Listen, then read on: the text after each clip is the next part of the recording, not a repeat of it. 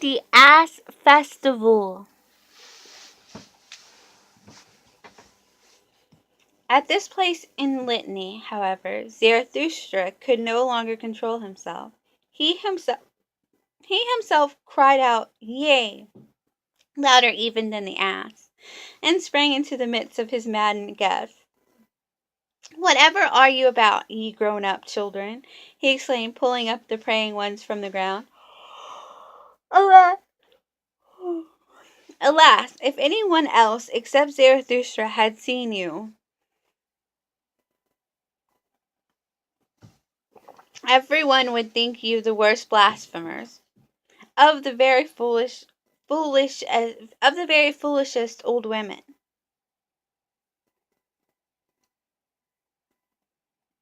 With your new belief. And now thyself, thou old Pope, how is it in accordance with thee to adore an ass in such a manner as God? O Zarathustra, answered the Pope, forgive me, but in divine matters I am more enlightened even than thou, and it is right that it should be so. Better to adore God so, in this form, than in no form at all. Think over this saying, mine exalted friend. Thou wilt readily divine that in such a saying there is wisdom. He who said, God is a spirit, made the greatest stride and slide hitherto made on earth towards unbelief. Such a dictum is not easily amended again on earth. Mine old heart leapeth and boundeth because there is still something to adore on earth. Forgive it, O Zarathustra, to an old pious pontiff heart. And thou, said Zarathustra, and to the wanderer and shadow, thou callest and thinkest thyself a free spirit, and thou here practisest such idolatry and hierolatry? Worse verily, doest thou here than with thy bad brown girls, thou bad new believer? It is sad enough, answered the wanderer and shadow. Thou art right, but how can I help it? The old God liveth again, O Zarathustra. Thou mayest say what thou wilt. The ugliest man is to blame for it all. He hath reawakened him, and if he say that he once killed him, with God's death is always just a prejudice. And thou, said Zarathustra, thou bad old magician, that didst thou do, who ought to believe any longer in thee in this free age, when thou believest in such divine donkeyism? It was a stupid thing that thou didst. How couldst thou, a shrewd man, do such a stupid thing? O Zarathustra, answered the shrewd magician, thou art right. It was a stupid thing. It was also repugnant to me. And thou even, said Zarathustra to the spiritually conscientious one, consider and put thy finger to thy nose. Doth nothing go against thy conscience here?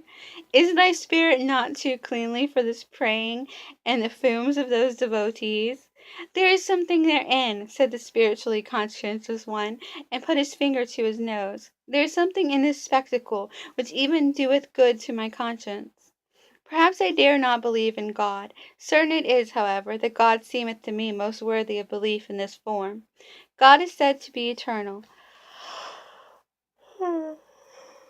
According to the testimony of the most pious, he who hath so much time taketh his time, as slow and as stupid as possible.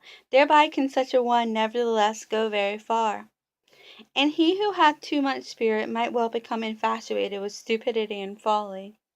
Think of thyself, O Zarathustra. Thou thyself verily, even thou couldst well become an ass through superabundance of wisdom. Doth not the true sage willingly walk on the crookedest paths?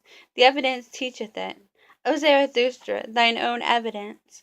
And thou thyself finally, said Zarathustra, and turned towards the ugliest man, who still lay on the ground stretching up his arms to the ass, for he gave it wine to drink. Say, thou nondescript, what hast thou been about? Thou seemest to me transformed, thy eyes glow, the mantle of the sublime covereth thine ugliness. What didst thou do? Is it then true what they say, that thou hast again awakened him? And why? Was he not for good reasons killed and made away with? Thou thyself seemest to me awakened. What didst thou do? Why didst thou turn round? Why didst thou get converted? Speak, thou nondescript.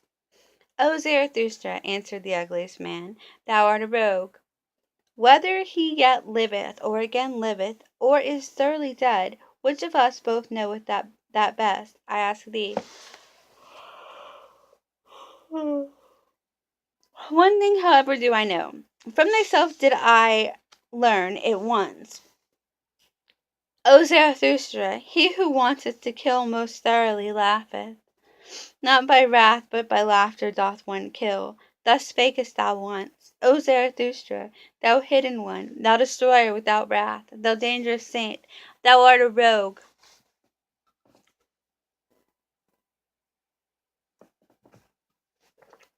Then, however, did it come to pass that Zarathustra, astonished at such merely roguish answers, jumped back to the door of his cave, and turning towards all his guests, cried out with a strong voice, O ye wags, all of you, ye buffoons, why do ye dissemble and disguise yourselves before me? How the hearts of all of you convulse with delight and wickedness, because ye had at last become again like little children, namely pious.